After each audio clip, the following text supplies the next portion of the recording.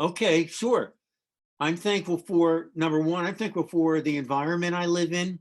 I'm surrounded by absolutely outrageously gorgeous woods that inspire me every day. I'm thankful for, or you try one. I'm thankful for you, Okay, my and family, my okay, grandkids. good, there we go. I'm thankful for you. Of course, I say that in my meditation all the time. Your name comes up. I'm thankful for my wonderful son. I'm thankful for my two grandkids. How many so far? I'm thankful for my colleague Rick, who does a lot of the I'm there. You're right. You're waving to Rick. He does Aloha, Rick. so much of the editing and so much of keeping me informed. So there we go. So that's uplifting. Thank you very much. You know what I was thinking about? I was thinking again about the fact that I wrote this down, that our first meeting was September 22, 2020. That was our pre-radio interview meeting. We didn't know each other very well at that point, but I think we got to know each other quickly. And then on September the 25th, 2020, Dena Marie interviews me on her wonderful radio program, Lift Your Spirits.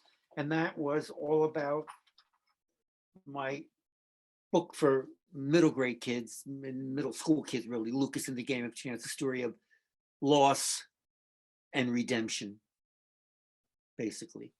And that's when we got to know each other on your wonderful radio program and your radio show.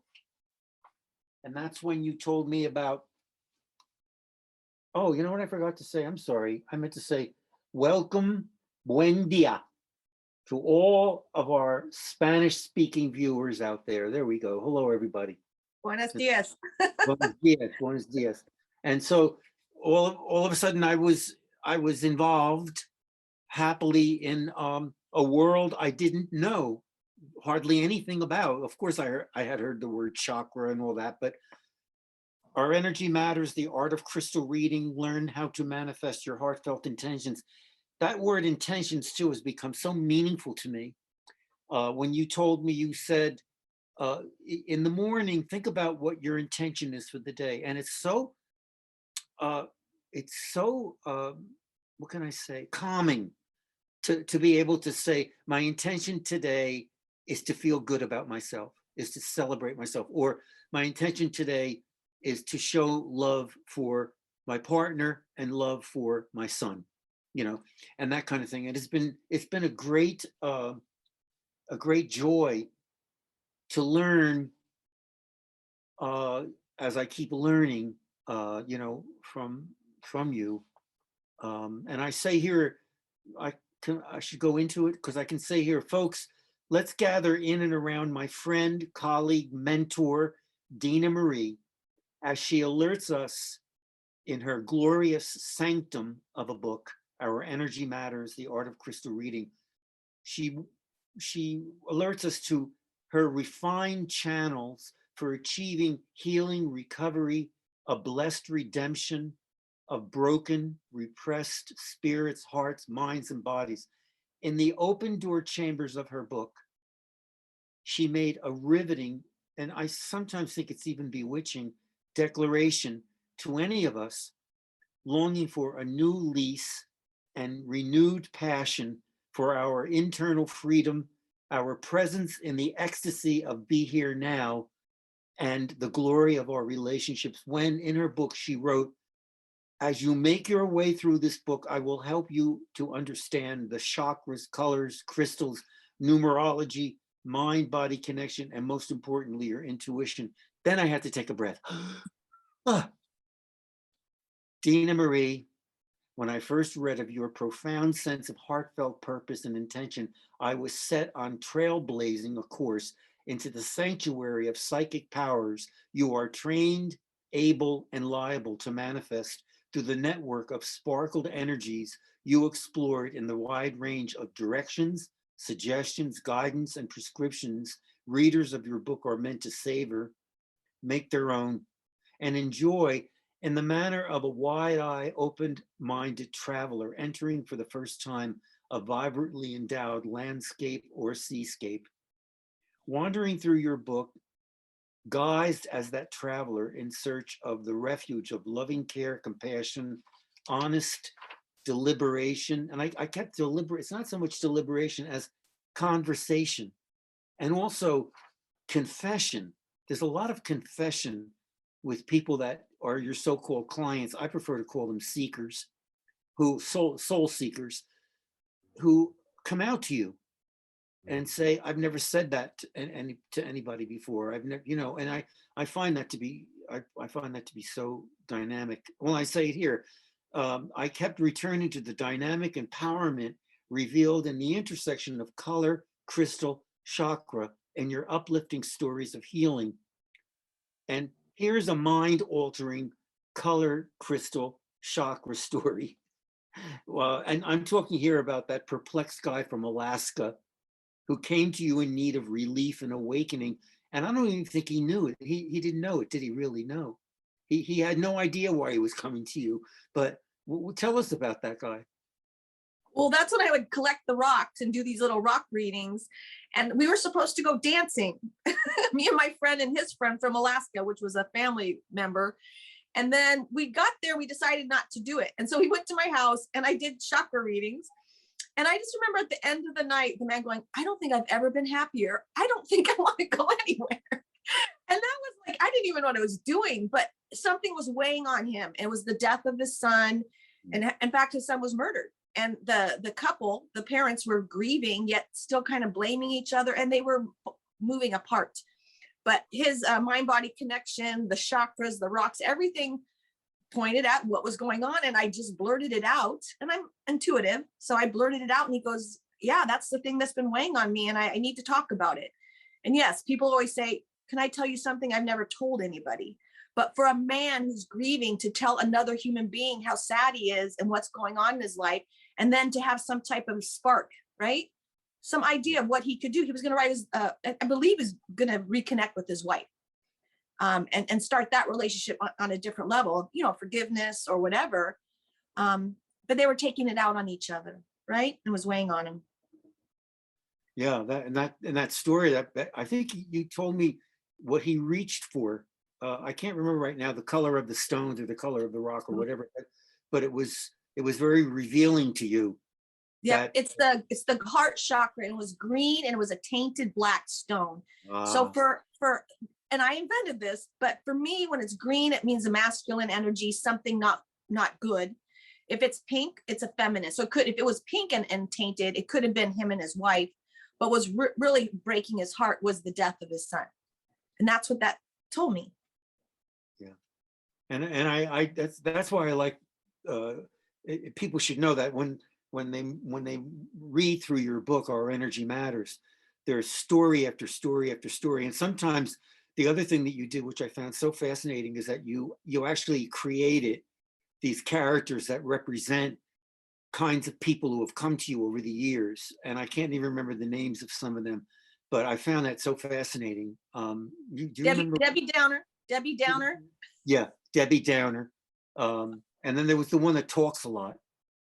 Kathy Chatter. I think it's maybe it's not Kathy, but that's my friend who it was about. No, when I was reading through those, I just thought, oh my God, first of all, it was almost like I was looking down because I could identify myself in some of those people, as you work through them.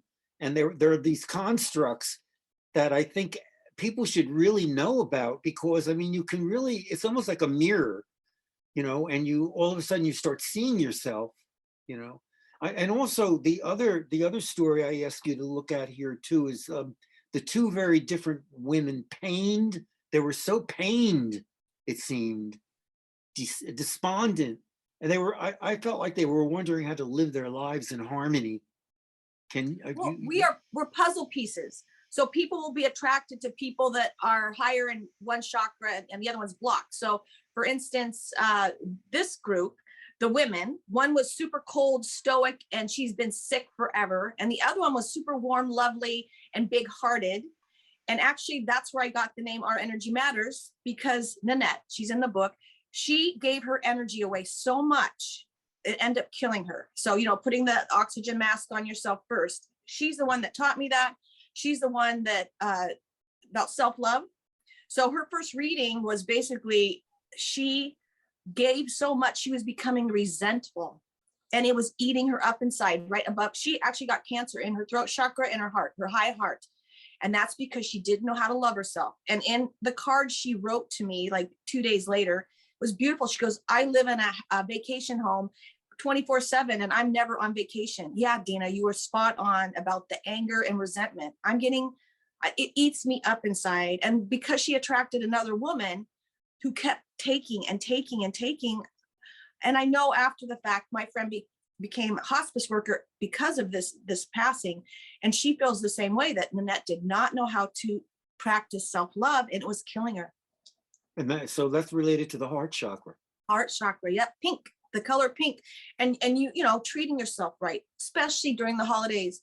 If you are giving for all the wrong reasons, and you have to, you know, I can't tell you how many people force themselves to buy something when they don't have any money, and it makes them sick. It really does. So I always say, give the gift of experiences, or I quit Christmas 15 years ago and I just give year round when I want to. Yeah, that's you so know, true. Yeah. resentment, right? That's spot on, because I think that, well, all you have to do is just turn the TV on for about a half hour and watch the commercials, and you feel, I know, they're dizzying.